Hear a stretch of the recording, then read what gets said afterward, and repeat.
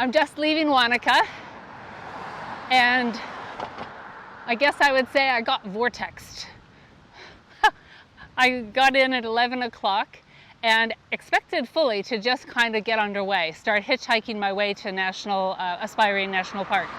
However, I realized that because I forgot to bring my wall charger with me, and so my power banks were depleted and I had to charge them up. I'm going away for 7 days now, so I had to charge them up. So in the end, I got vortexed, and I was able to buy a wall charger, sit at a cafe. I met some cool people. I met some really cool people.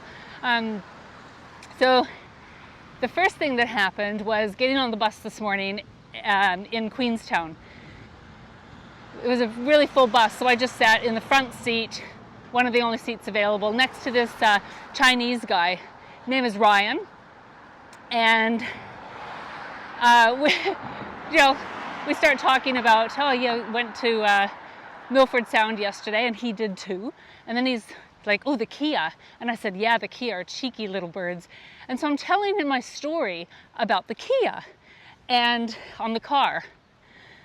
And he's like, no way. He's like, I have a video. I took a video. Maybe it's your car.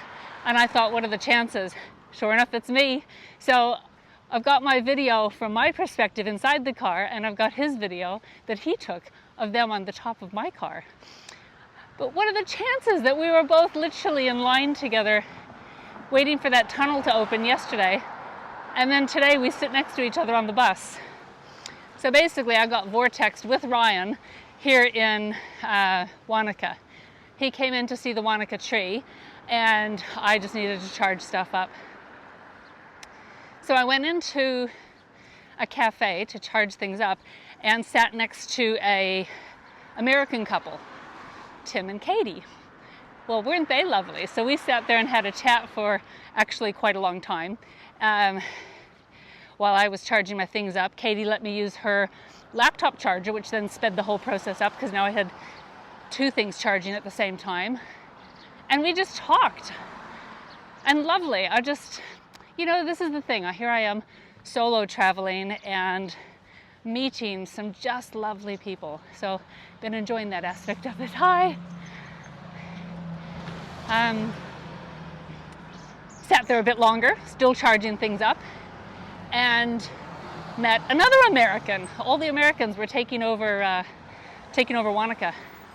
And she is an Australian student at the moment, and she's on holiday, so she's over here hiking. She's doing sections of the TA, which was lovely. So yeah, I feel like I've had a really good day, even though it was a completely unexpected day in town, wasting all of this brilliant weather. Look at how epic this is. I'll bet it's amazing up there in the mountain too. And here I am. Well, who can say it's a waste? I mean, honestly, it's an unexpected day, but just a brilliant day. Really met some quality people, and got my stuff charged up, so I'm more prepared now. Yeah. So now I'm going to start to hitchhike out to the national park, and from there, I think it's like a 2-hour reasonably flat walk to Aspiring Hut. And that's the plan. So let's see how quickly I can get a hitch. I'm outside Glenhue Bay, just outside Wanaka. I got the first hitch pretty quickly, but he was only going to Glenhue Bay. But look, they're putting in a golf course over here. And just uphill from that, they're putting in a subdivision. And look at that. I mean, what a location. What a location.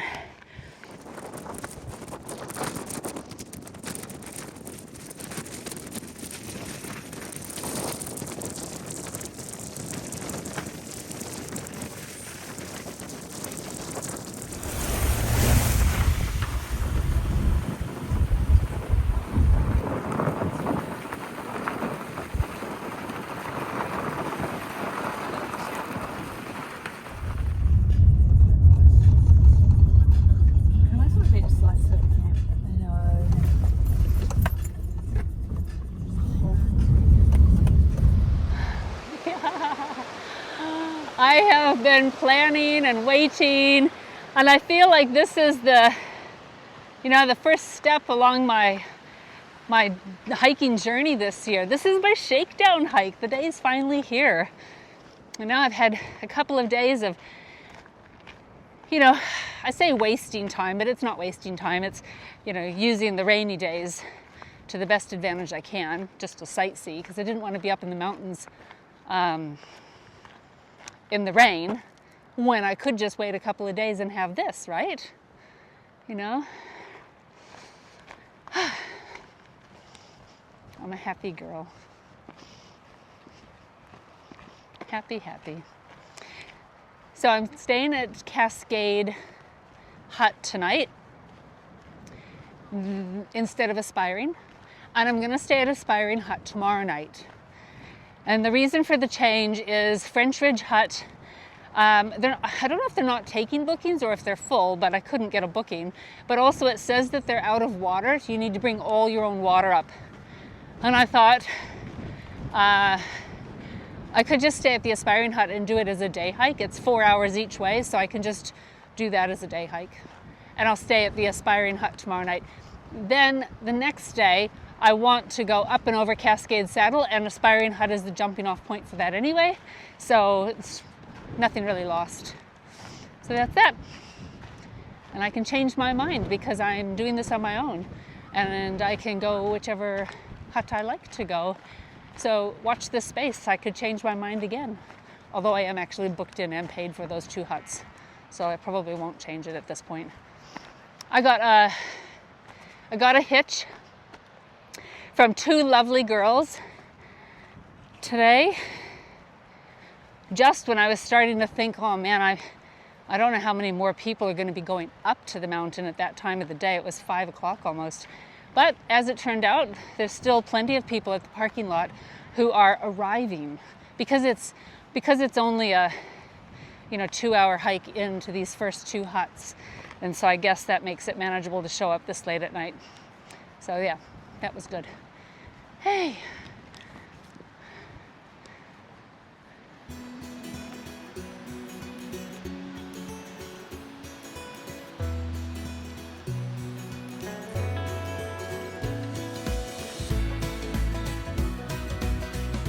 Hello, ladies.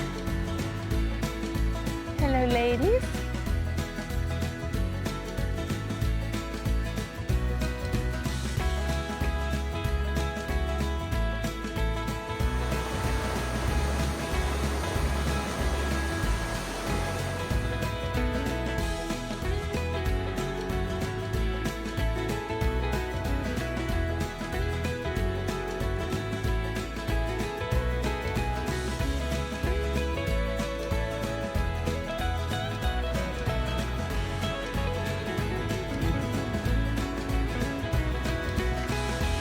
Evening, ladies.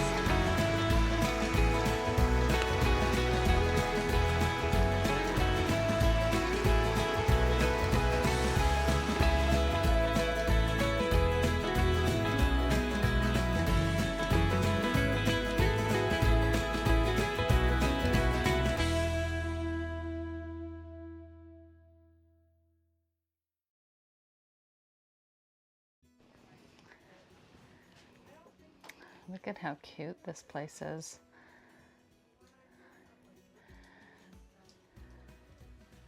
Super simple. Just the basics.